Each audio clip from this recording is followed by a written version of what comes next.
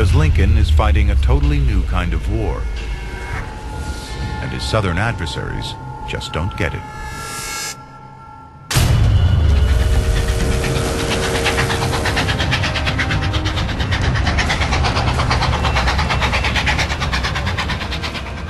A packed train speeds on its way south, ready to replenish the Union Army with fresh troops and supplies. Lieutenant George Benedict writes home. We were stowed away in freight cars and started out of the city. The train took 600 other troops besides our regiment and numbered 34 heavily loaded cars.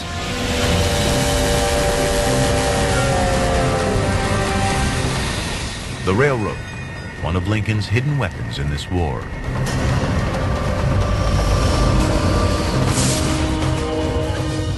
In one key operation ordered directly by the president, 25,000 fresh troops are sent on a 1,200-mile journey to the south.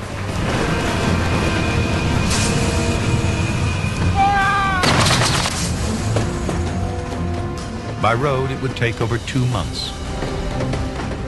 By rail, it will take these men just 7 days.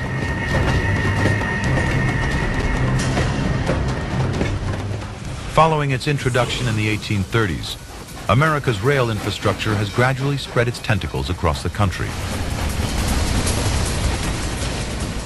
Lincoln realizes it can revolutionize the speed of troop deployments.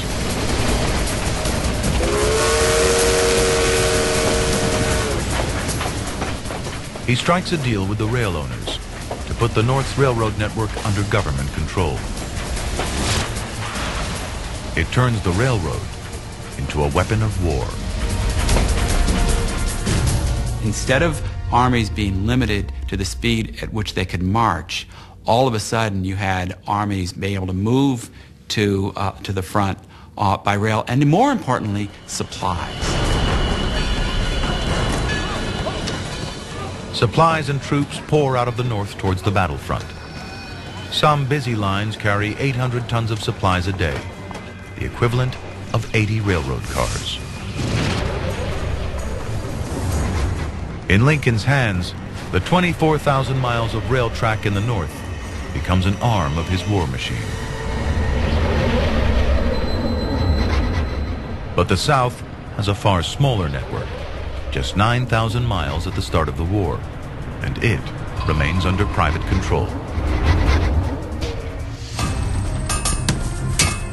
In the 4 years the war lasts, the North adds 4,000 miles of new track to its network, against just 400 miles in the South.